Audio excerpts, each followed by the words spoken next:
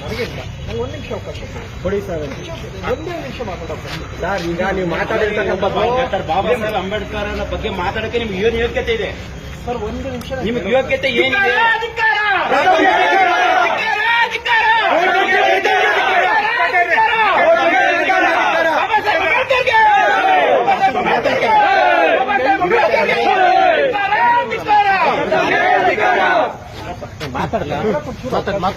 ದಯಮಾಡಿ ಒಂದು ಅವಕಾಶ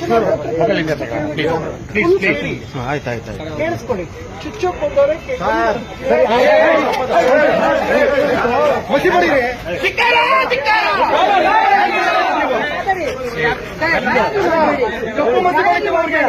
ಬಾಬಾ ಸಾಹೇಬ್ ಬಗ್ಗೆ ಏನಕ್ಕೆ ಅವಹೇಳನಕಾರಿ ಯಾವತ್ತು ಮಾತಾಡಬೇಕು? ಯಾಕೆ ಆವೇಶ ಹೇಳಿಲ್ಲ? ಸ್ಟೇಷನ್ ಮುಂದೆ ಈ ತರ ಮಾಡೋದು ನೀವು?